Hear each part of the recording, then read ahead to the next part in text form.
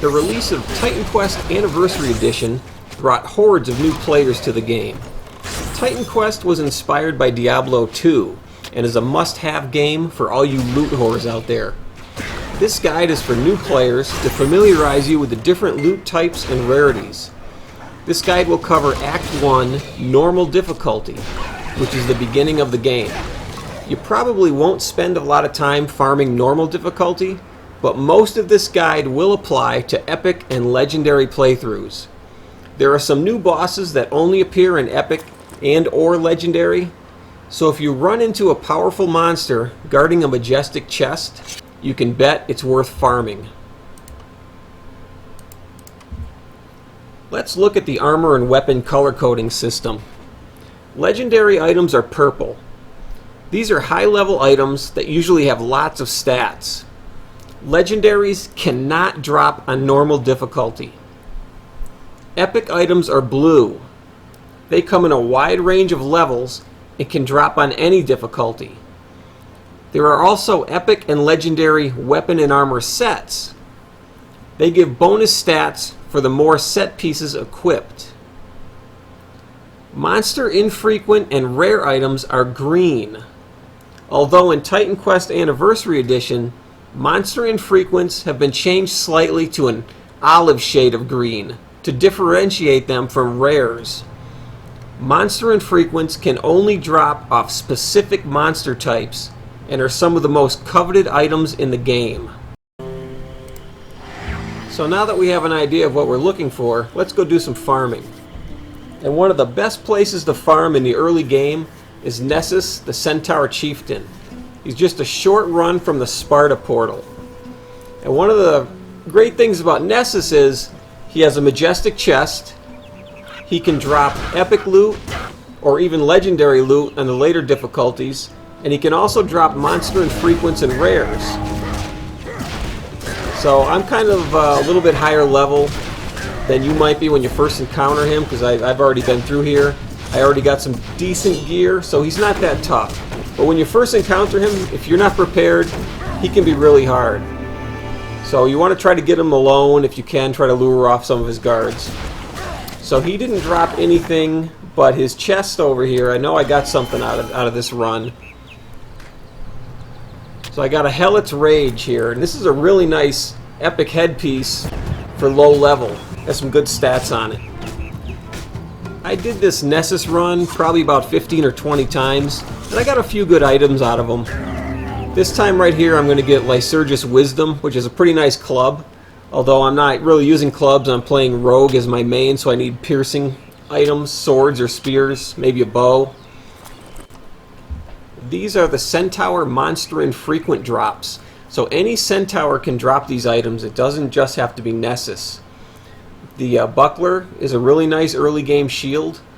The tunic's a pretty nice chest piece also for the early game. And remember, you can put relics and charms on green items and make them even better. On to Arachnos Monster Infrequent farming for Deathweaver items. In particular, I'm looking for a Deathweaver leg tip. This is probably the best rogue weapon you can find in Act 1 normal. It's a fast piercing weapon with poison damage. It's a good weapon for other melee classes as well, but a rogue will benefit the most. This is Fetid Lair in Tegea. It's the cave with the Poisoned Spring quest. This is where I've had my best luck farming leg tips. You could also farm Parnassus caves for Deathweaver drops, but not all Arachnos drop Deathweaver items. If the Arachnos you're farming regularly drop yellow Arachnos armor items, then they can also drop Deathweaver items. Another nice thing about farming this cave is that there is almost always a majestic chest in here. I got a nice blue ring out of the last one. The downside is that there isn't a portal to Tegea, so you will want to do your farming when you first get here. Just keep the rebirth fountain active. A leg tip just dropped. They always have poison damage, but you can also get other stats randomly. This one has bonus damage and attack speed, so it's a better than average leg tip. These are the 5 Deathweaver items that you have a chance to find. The weapon is the best item for sure, but the shield and arm plates aren't bad either.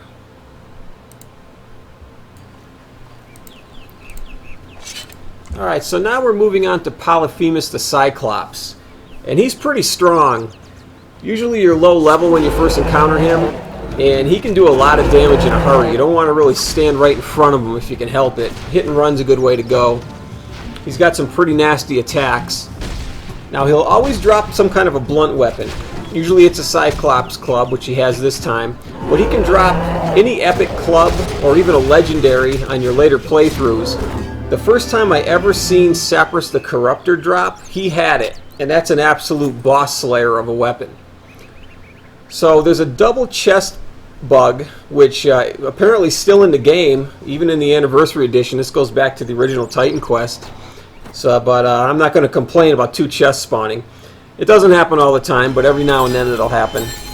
And he can have some pretty good loot in that chest, so he's worth farming, although he can be tough, and if you might want to come back to him a little later. The nearest portal to get to him is Megara.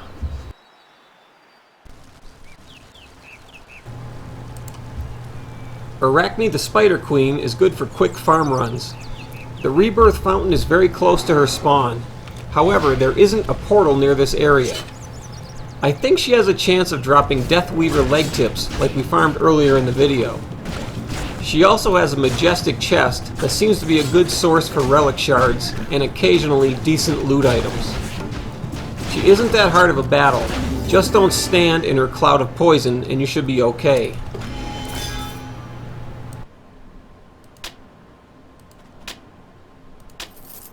Let's take a look at Satyr Monster Infrequents.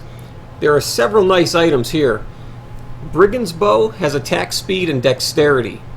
This can drop from most any satyr that wields a bow, although it's fairly rare to see one from what I remember. Staff of the Magi. If you're playing an Earth Enchantment caster, then you will want to get your hands on this staff. Add an Essence of Prometheus Flame to it and it will carry you to Act 3. It drops from satyr casters like Fire Magi, Shaman, and Spirit Callers. Hood of the Magi and Charm of the Magi both have increased casting speed and intelligence. Nice items for any caster. The best place to farm satyrs is the lower war camp. It's the area east of the Parnassus portal. Large numbers of every kind of satyr can be found here. The satyr camps west of Delphi near the Master Blacksmith and the monster encampment outside Athens can also be good farming.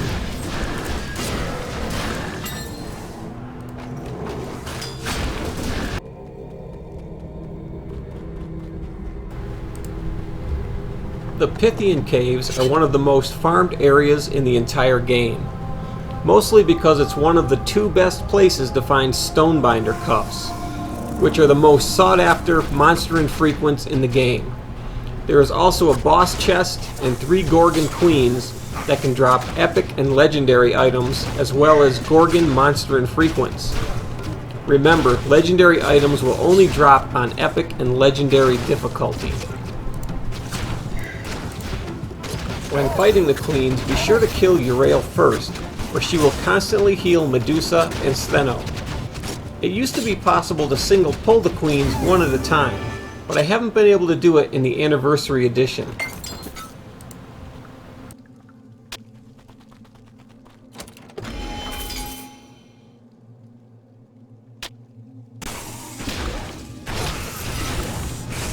There isn't a nearby portal, so in order to farm the Pythian Cave, you must activate the Rebirth Fountain near where you encountered Hylas hiding from the monsters. If you use the fountain inside the cave, you will not be able to get through the locked doors to reach the queens. These are Gorgon monster infrequents.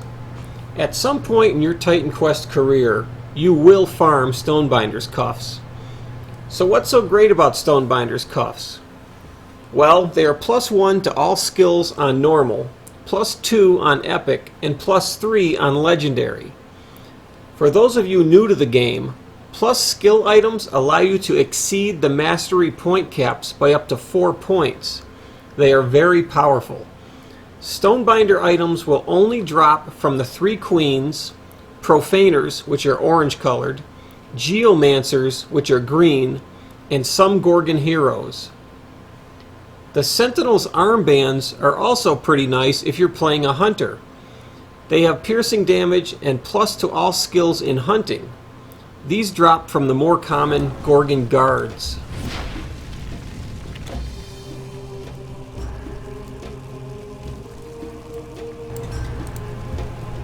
This is the other hot spot to farm Stonebinder's cuffs, Minoan Labyrinth.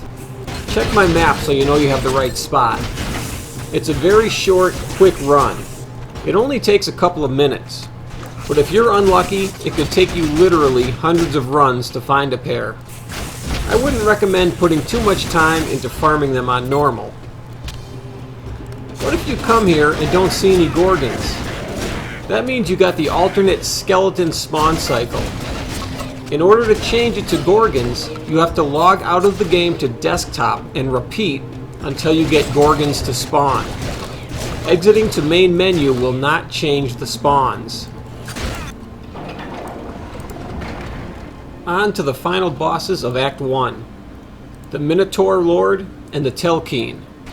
If you enter the Minotaur Lord's room carefully, you may be able to destroy a couple of his traps before he notices you.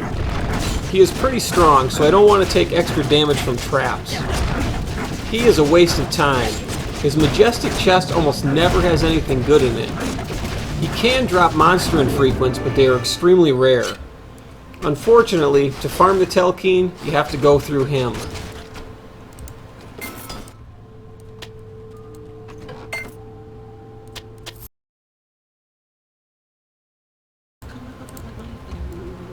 In Act 1 Normal, the Telkeen will have the best loot table.